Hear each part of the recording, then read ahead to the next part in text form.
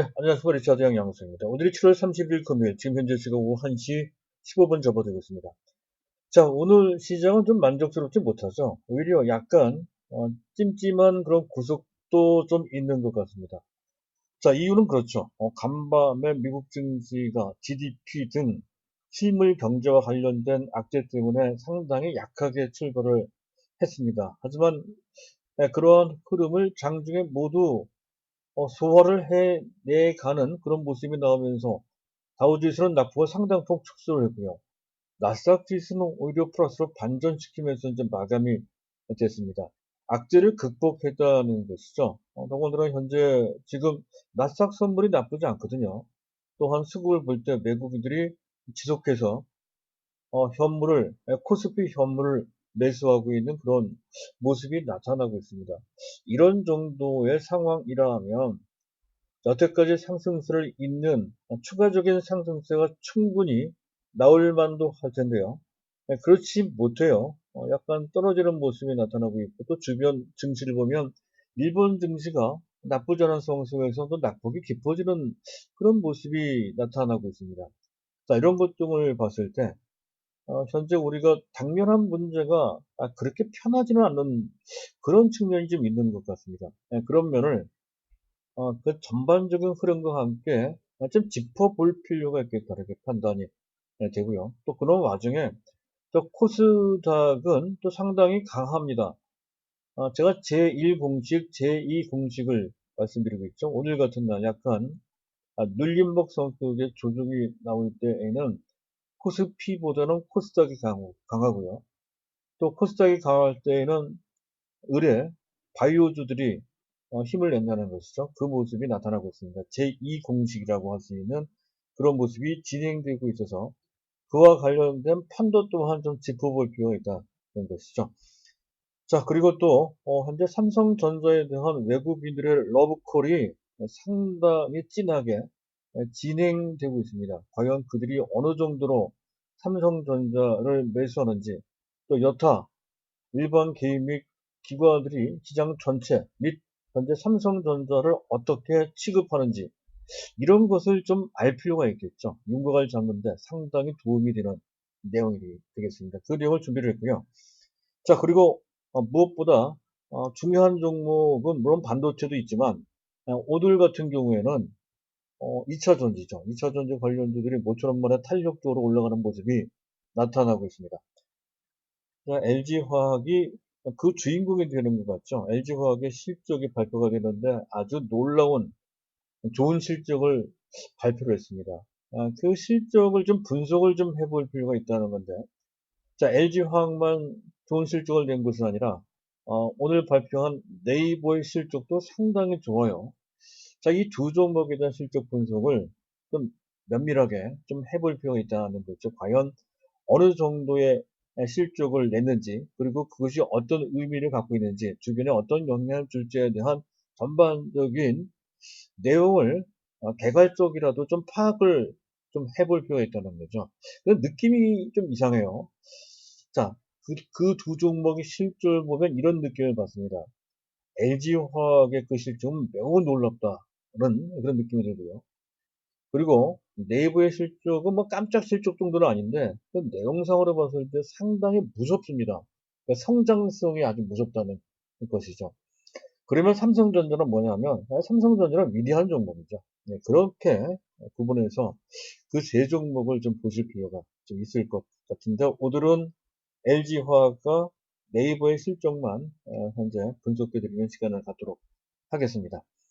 자, 순서를 밟아서 이슈부터 점검을 해야 될 텐데요. 그 전에 간단하게 안내 말씀드리고자 합니다. 현재 보고 계신 화면은 우상단에 현재 안내판이 나가고 있죠. 제가 방송한 내용에 대한 문의사항 또는 저희가 제공하는 서비스에 대한 문의사항이 있을 경우에는 이 연락처 010-2420-0553으로 연락을 주시기 바랍니다. 문자를 남겨주시거나 직접 전화를 걸어주셔도 되겠습니다. 자, 일단 안내 말씀은 그 정도로 하고요. 어, 순서를 밟아서 이슈부터 점검을 할까 합니다. 자, 미국 증시가 장중에 낙폭을 회복하며 어느 정도 현재 안정된 모습이 나왔지만 사실 기본적으로 트럼프 리스크가 있죠. 이 사람이 갑작스럽게 대선 연기를 한다는 얘기까지 했고요.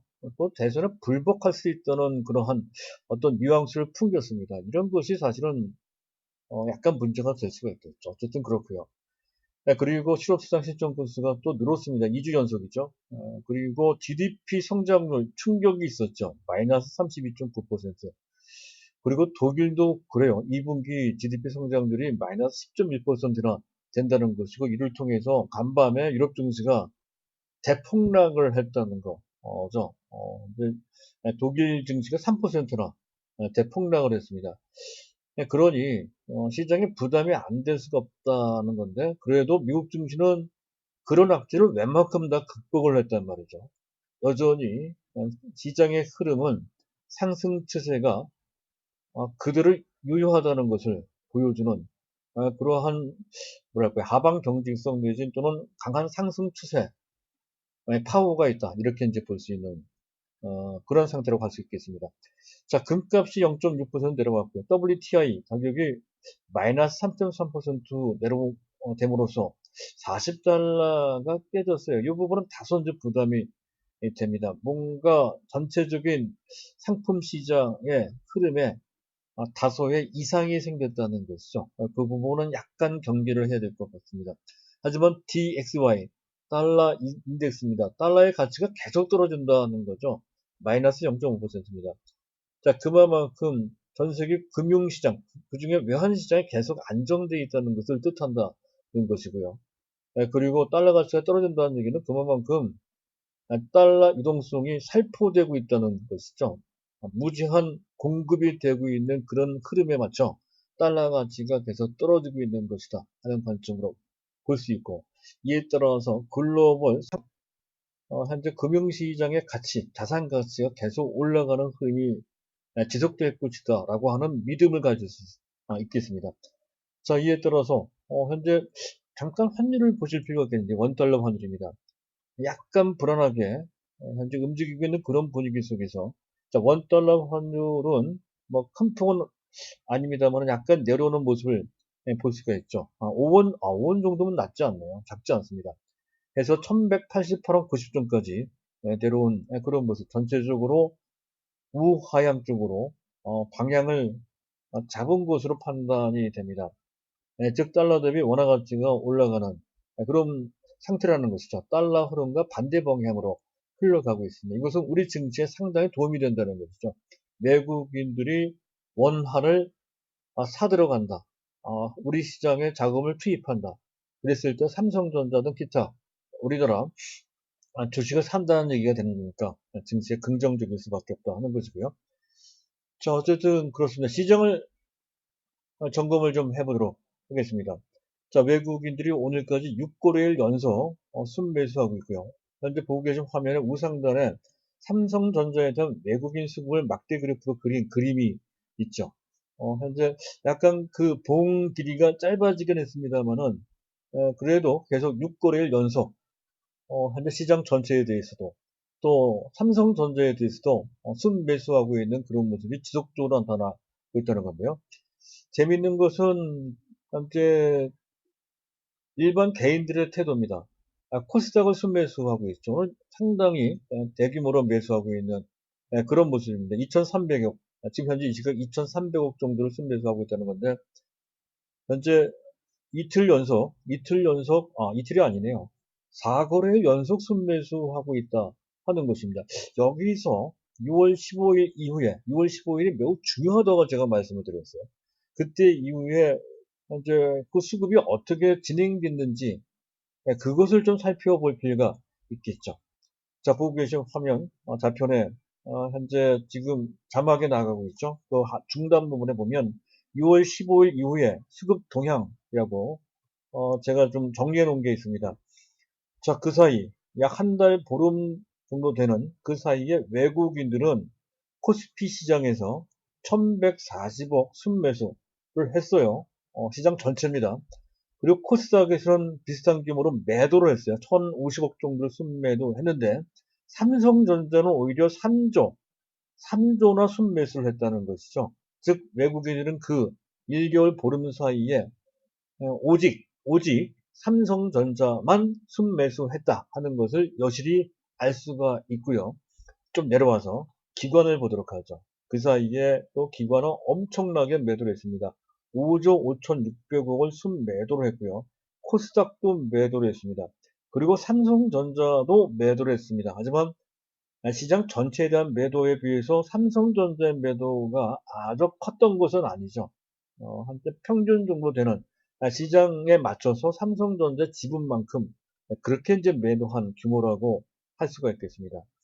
어쨌든 그래요. 삼성전자를 이런 정도로 오히려 삼성전자가 시장의 전체 지분보다 삼성전자에 대한 매도가 14%밖에 안 되니까 상대적으로 좀 적게 매수한 그런 모습을 보였습니다. 근데 문제는 개인입니다. 개인들은 자 코스피에서 무려 5조 5,600을 순매수를 했는데요.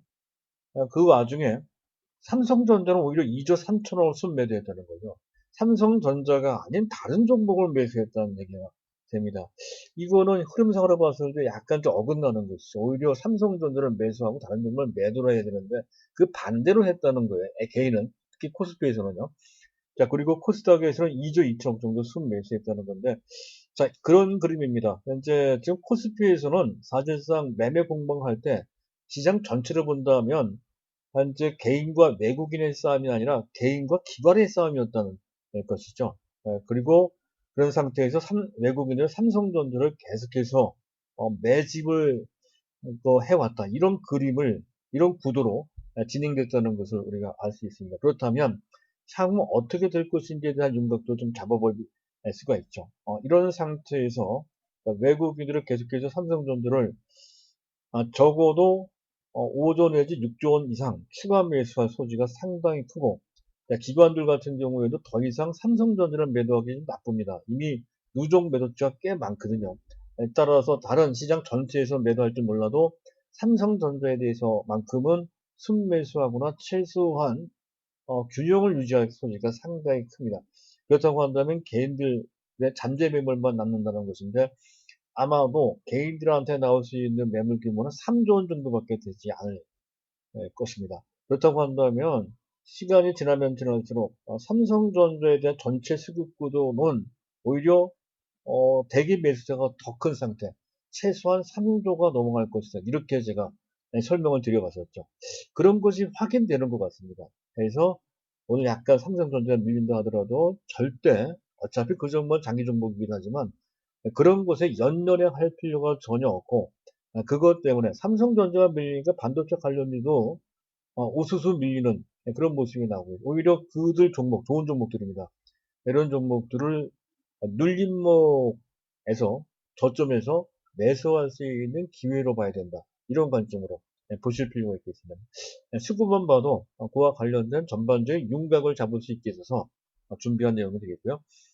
자, 그리고 나스닥 선물이 현재 강하고 중국 증시가 강한데 일본 증시가 좀 약합니다.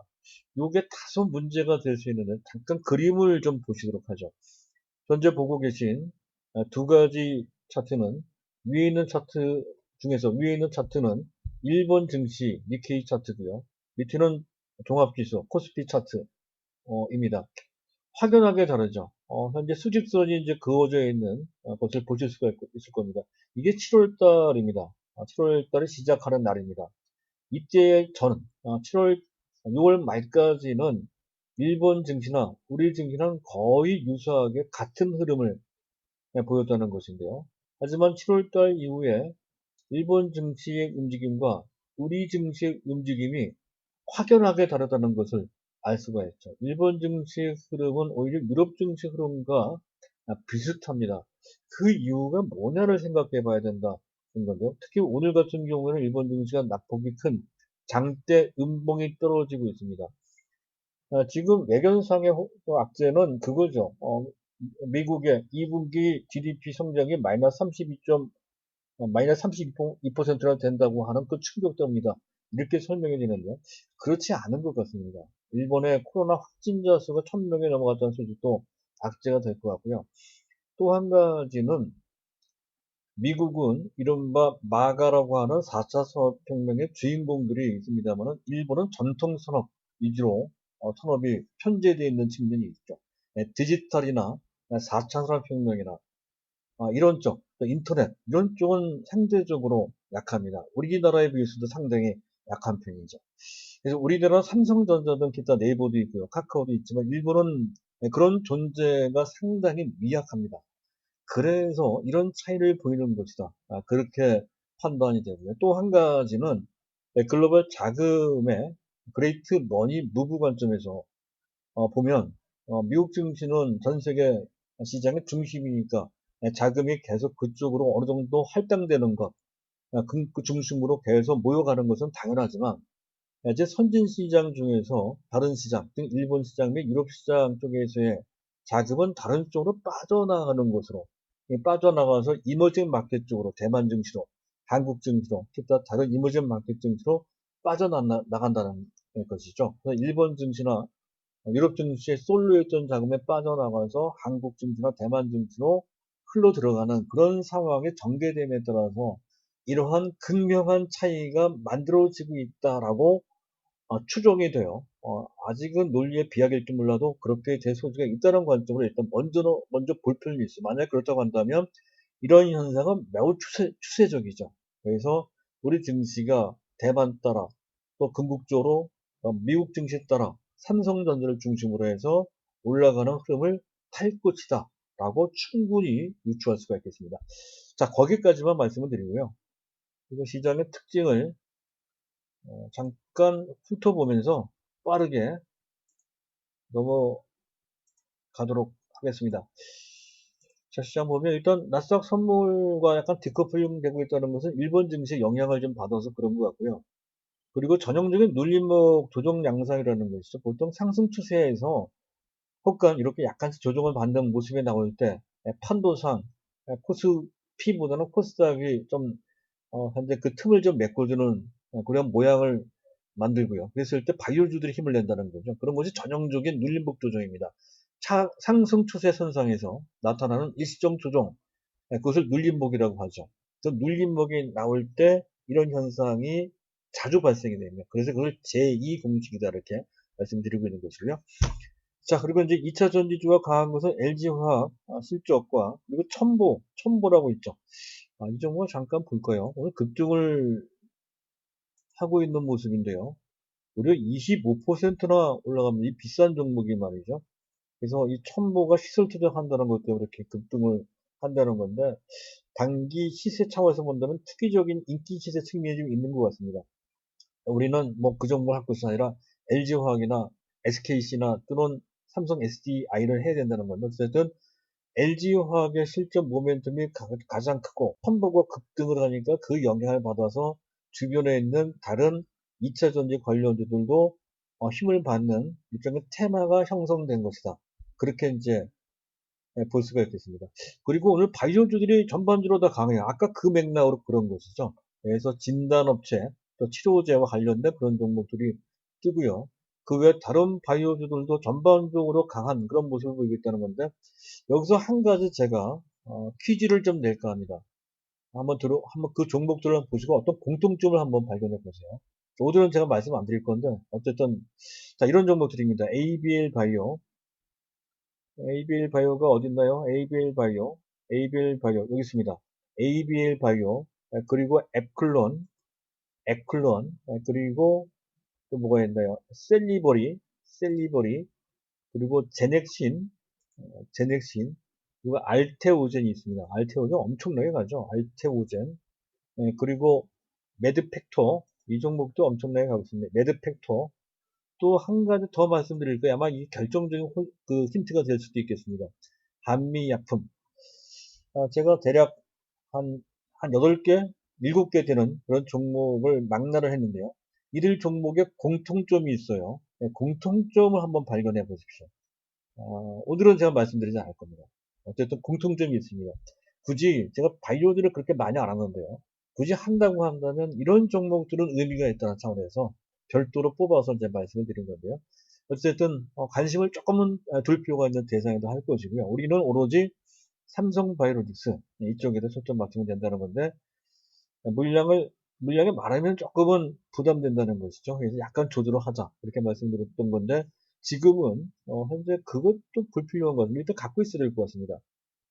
현재 그리고 지금 현재 주가 움직이는 것은 다소 좀 느릴 수가 있다는 건데 다만 삼성바이오로직스 실적이 발표되면 거기에 따라서 상당히 그 반응이 달라질 수 있다는 것에 대해서는 어느 정도 염두에 둘 거 있다는 것인데 전망은 그렇게 나쁘지 않아요.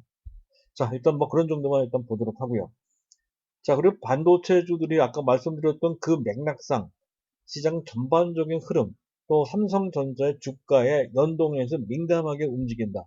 아주 예민하게, 그 어느 때보다도 지수 흐름이나 삼성전자 주가나 뭐 이런 것에 굉장히 예민하고 그 변동폭도 크죠. 네, 그런 현상은 왜 그러냐면 이미 그들이 많이 올라왔고 그만큼 시장에 상당한 인기를 얻었다. 대중화가 됐을 때 나타나는 단기 과열 상태, 일단 나타나는 그런 현상입니다. 단기적으로 부담이 되기 때문에 그런 것이라는 건데, 자, 우리 입장에서는 거기에 민감하게 반응할 이유 전혀 없죠. 오히려 그런 상태로 밀는 좋은 종목이 있다고 한다면 그 종목은 매수할 기회가 된다는 건데, 종목을 봤을 때 한 가지 좀 아쉬운 종목이 있다면 제가 TSE라고 하는 종목, 사실은 리너공업, ISC와 비견할 수 있는 현재 근데 테스트 장비 생산까지 하는 업체입니다. 이걸 놓친 것이 다소 좀 아쉽습니다. 근데 지금 이제 와서 쫓아갈 수는 없겠죠. 어쨌든 우리는 계속해서 그 전에 봐왔던 대로 리너공업, ISC, 테스나 또 현재 그 EUV 제1탄, 2탄, 3탄, 4탄, 5탄, 6탄까지 말씀을 드렸었죠. 거기에 해당되는 종목들을 기본적인 컨셉대로, 즉 지속 보유한다는 관점으로 보시면 되고, 안 갖고 계신 분들은 적정한 타이밍에 좋은 종목을 매수할 수 있는 기회로 현재 생각을 하고 그 타이밍을 노려봐야 된다는 거죠. 그런 관점으로 유지하시면 될 것 같습니다. 일단 여기까지고요. 자, 그리고 이제 마지막 주제. 현재 네이버하고요. 네이버하고 그리고 뭡니까? 그 LG화학의 실적을 비교를 좀 해볼 필요가 있다는 건데, 일단 네이버 먼저, 네이버 차트를 놓고 이제 먼저 보도록 하죠. 네이버가, 꾸역꾸역 계속 올라왔죠. 30만 원까지 올라와 있는 그런 모습입니다. 이제 보고 계신 차트가 네이버 차트입니다. 계속해서 이 종목은 어느 정도 물량 조절을 좀 해놓은 상태긴 하지만 그 정도 물량이라면 당연히 보유할 뿐만 아니라 물량을 안 갖고 있거나 물량이 부족하신 분들은 가격 불문하고 매수해야 된다고 설파를 강조드렸던 그런 종목이죠. 자, 2분기 실적을 보니까 매출 1조 9천억 정도인데 16.7% 증가됐다. 이건 뭐 평범하고요. 영업이익 규모 보세요. 2,306억인데 작년 동기 대비 무려 80%를 급증을 했다는 거죠. 자, 그것도 그건데 지금 현재 네이버가 중점을 두고 있는 제반 분야, 특히 비즈니스 플랫폼을 보면 사실 이쪽이 거의 주력이나 마찬가지입니다. 검색도 검색이지만 비즈니스 플랫폼 쪽이 계속 빠른 속도로 이번 분기는 그게 빠른 속도는 아니네요. 전체로 봤을 때 7,720억, 작년 동기 대비 8.2%. 어쨌든 이렇게 탄탄하게 그쪽에 외형이 성장되고 있다는 것도 그렇고, 네이버 결제를 보세요. 네이버 페이. 결제액이 6조가 넘어갔고, 작년 동기 대비 56%나 급증을 했고요. 그리고 얼마 전에 제가 소개시켜드린 바 있죠. 현재 미국에, 아마존이 있다고 한다면, 클라우드 업체 또는 마이크로소프트가 있다고 한다면, 한국의 클라우드 업체로 부상할 가장 제1의 종목은, 업체는 네이버가 될 것이다 했고요. 또 네이버가 현재 관공서 및 기타 뭐 현재 미래생명, 삼성 이런 데까지 삼성까지는 아니에요. 이런데 클라우드 서비스를 제공하고 있다는 그런 소식을 전달해 드린 바가 있었는데요. 그 클라우드의 매출 증가 속도가 아주 놀랍습니다. 141%, 2배 반이나 올라갔다는 것이죠. 그래서 한국의 클라우드의 선두주자로 계속 자리 잡을 가능성이 상당히 큽니다. 자, 그리고 광고 부분도 상당히 좋아요. 현재 사실은 기존에 있었던 광고보다 신규 광고 때문에 그래 성장성이 나오는 것 같은데, 어쨌든 1747억. 그래서 외형이 21.3% 증가했습니다. 광고 부분이 정체될 것으로, 코로나와 관련돼서 약간 좀 부진할 것으로 봤던 건데 오히려 더 크게 늘었어요. 이런 아주 놀라운 실적을 냈습니다. 특히할 만한 것은 온라인 쇼핑이 급성장을 하고 있다는 거죠. 스마트 스토어, 또 네이버 페이가 그렇고요. 또 B2B, 기업과 기업 간의 비즈니스를 얘기하는 것이죠. B2B 부분, 아까 얘기했던 클라우드 부분도 그렇고요. 라인웍스라고 해서 현재 기업 간의 어떤 도구 같은 거, 협력 도구 같은 것을 뜻합니다. 라인웍스도 현재 급성장을 하고 있다는 것이죠. 그리고 핀테크 하는 데 있어서 영토가 아주 빠른 속도, 그 전에 간단하게 간편 송금이나 간편 결제만 하는 정도를 지나서 또 중소상공인을 중심으로 해서 보험이나 또 대출까지 현재 보험은 이미 영위하고 있고요. 대출까지 현재 할 것으로 준비하고 있다는 것이죠. 더 일반 또 개인을 대상으로 또 이쪽 시장에 이쪽으로 진출할 것 같습니다. 그리고 콘텐츠 쪽으로도 웹툰 이용자가 이거는 글로벌 성장세가 대단하죠. 6,400만 명이나 됩니다. 분기당 거의 10%씩 성장을 하는 것 같아요. 굉장히 빠른 속도로 성장을 하고 있다는 건데, 특히 아시아권에서 그렇다는 것이고, 또 현재 여기는 안 나왔습니다. 라인도 어느 정도 성과를 내기 시작을 했다는 것이죠. 또 한 가지 놀라운 것은 이용자의 충성도, 사용자 습관이나 환경을 장악한 상태에서 그들의 충성도까지 높아지고 있다는 거죠. 멤버십, 네이버 플러스 멤버십 같은 것을 통해서 그렇습니다. 그들의 이용자 단가가 올라가고 있다. 이용 단가죠. 이용 총금액이 더 올라가고 있다는 것을 그것이 확인이 되고 있습니다. 네이버가 현재 제2, 제3의 성장을 하는 것 같습니다. 지금 신규 대표, 한성숙 대표인가요? 이 사람이 그 부임한 이후에 한 단계, 두 단계 더 성장을 하는 것 같아요.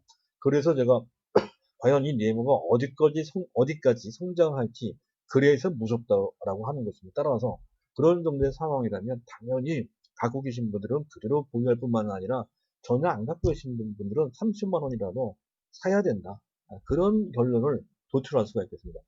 다음은 LG화학인데요. LG화학이 우리가 접근하기가 조금 더 쉬운 종목이죠. 제가 또 그동안 계속 강조드렸던 그런 종목. 삼성 SDI와 LG화학 두 종목을 비교할 때 한 종목을 매수한다면 우리 입장에서는 LG화학을 조금 더 선호할 필요가 있다. 자, 현재 그렇게 이제 설명을 드렸던 대상이 된다는 건데요.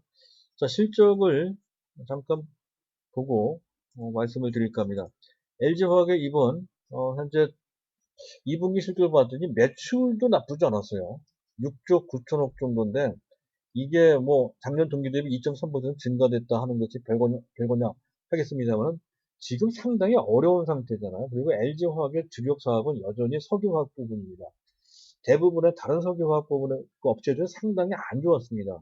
특히 그 정제 쪽에 있는 SK이노베이션이나 이런 업체들은 오히려 대규모 적자를 피하지 못할 정도로 굉장히 어려운데, 자, 그럼에도 불구하고 매출이 늘었다는 것은 그만큼 현재 그 기반이 호전됐다는 것이고, 또 원가 절감이나 신제품 효과 등 기타 등등 해서 상당히 수익성이 좋아졌다는 것을 뜻한다 하는 것이죠.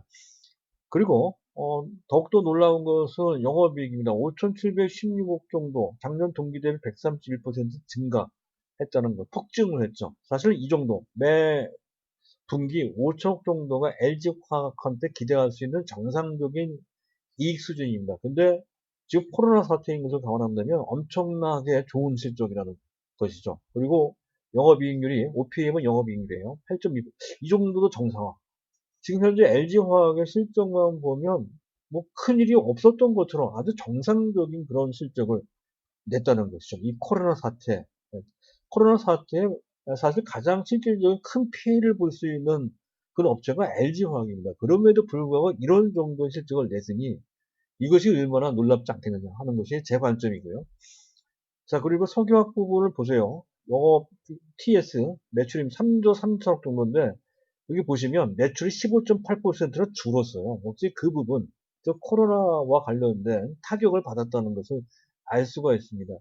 중요한 것은 바로 그런 것 때문이라도 어쨌든 매출 비중이 절반 이하가 됐어요. 근데 불과 3년 전만 하더라도 석유화학 부분의 매출 기여도, 매출 비중은 적어도 60 내지 70%를 차지했던 그런 상태였습니다. 그리고 3년 정도 지나면서 점차 석유화학 주력 사업의 매출 비중이 약간 줄고 있고 그 대신 2차 전지의 비중, 2차 전지 및 전자수소 쪽의 비중이 계속 늘고 있더라라고 하는 추세를 반영하는 것이라는 것이죠. 그래서 매출이 코로나 때문에 줄긴 했지만 전체적인 흐름은 현재 그 석유화학 부분은 크게 성장하지 않은 채 지금 다른 부분, 2차 전지 및 다른 부분이 크게 성장하고 있다는 것을 뜻한다 해서 이건 역시 매우 중요하다 할 수가 있겠습니다.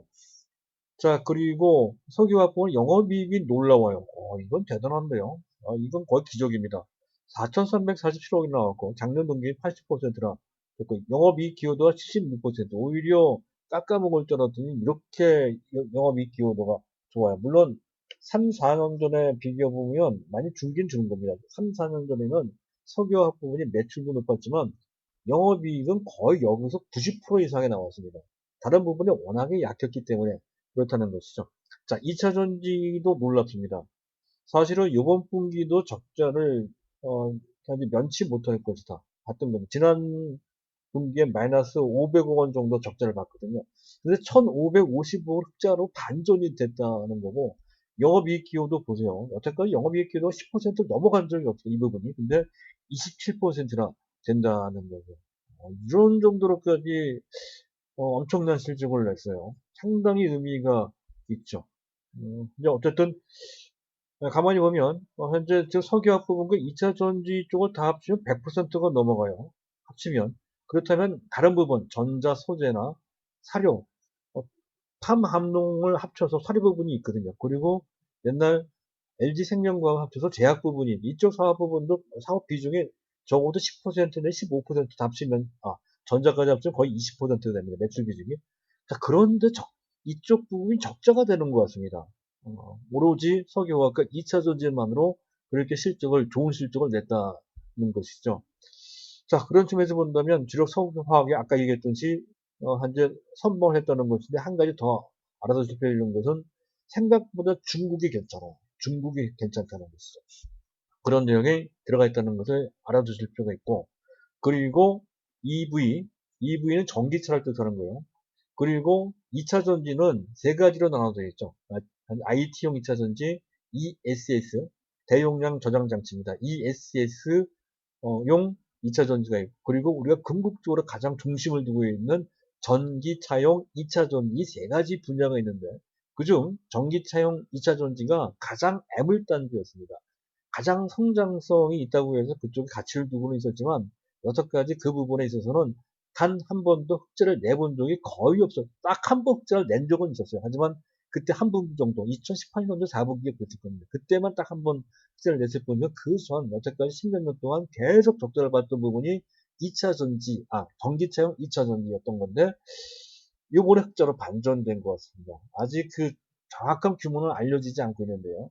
아마도 큰 폭은 아닐 겁니다. 간신히 적자를 면하는 정도 수준일 것으로 추정이 되는데 그것만으로도 어마어마한 변화라는 거죠. 그래서 일정 흑자 궤도에 올라선 것이다. 그렇게 판단이 되는 것은 역시 전기차 외형적인 그 시장의 발전 속도가 워낙에 빠르기 때문에 금년에 아마 한 150만 대, 내년에 210만 대, 그리고 2024년도에 900만 대 수준까지 굉장히 빠른 속도로 한 4년 만에 지금 현재 시장의 4배나 5배 정도 시장으로 확대될 것이다 하는 전망이 나올 정도로 그 시장이 굉장히 빠르게 현재 성장하고 있다는 거죠. 따라서 그 전에 지금 말씀드렸던 그 유럽에서의 악재 노스볼트라는 업체가 갑자기 부상하면서 LG화학이나 삼성, SDI의 강력한 경쟁업체로 떠오른다는 것이 부담이 된다. CATLD 그 말이죠.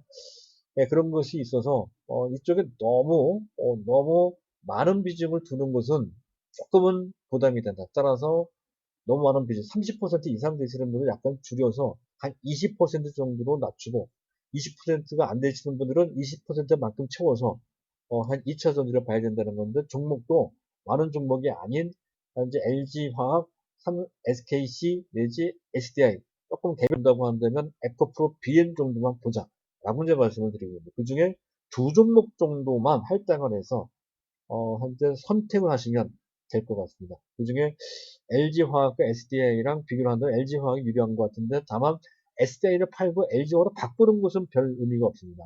새롭게 매수한다면 LG화학을 매수하자 하는 그런 관점이고요. 단기적으로 본다라고 했을 때 단기 중기적으로 봤을 때 목표 가격은 LG화학 현재 얼마인 거예요? 56만 원이네요. 일단 뭐 금년에 한 65만 원 정도는 가겠죠. 그리고 내년 정도에 뭐 70만 원, 80만 원 정도 가지 않을까. 뭐 그런 정도. 사실 목표 가격이라고 해서 그것을 이것저것 다 엄밀하게 또 정확하게 계산해서 그렇게 해서 전망한다는 것이 무의미합니다. 어차피 전망이기 때문에 불확실성을 바탕으로 그 전망이 나올 수밖에 없다는 것이죠. 따라서 이렇게 좀 라프하지만 끊어서 어, 일정 라운드 프라이스라고 하죠. 현재 딱 보이는 우리한테 익숙한 가격들을 목표 가격으로 해서 65만 원이나 70만 원 정도 목표로 해서 일단 볼 필요가 있다는 거고, 어쨌든 오늘 뭐 거래가 터지고 뭐 기술적으로 봤을 때 다소히 부담된다 하더라도 내용이 워낙 좋아서 그거 괜찮을 것 같습니다. 네, 따라서 갖고 계시면 당연히 보유할 것이고요. 그리고 궁금한 것은 SKC는 어떻게 될 것인지 실적을 좀 봐야 될 것 같습니다만 아직 실적이 안 나왔죠. 어쨌든 모양은 매수할 기회입니다. 적당히 믹싱을 해서 현재 그들 종목을 구성하실 필요가 있다는 것을 자 마지막으로 해서 마치도록 하겠습니다. 자 오늘은 여기까지고요. 오늘 제가 말씀드린 내용에 대해서 현재 공감하시거나 만족하시는 분들은 꼭 좋아요 버튼 또 구독 버튼 눌러 주시고요. 그리고 조금 더 어떤 그 호감을 갖고 계시는 분들이 있다면 그러면 뭐 저희 광고를 하잖아요. 그럼 광고를 끝까지 봐주시는 것이 저한테도 도움이 됩니다. 그렇게 해주시면 더욱더 고맙겠습니다. 감사합니다.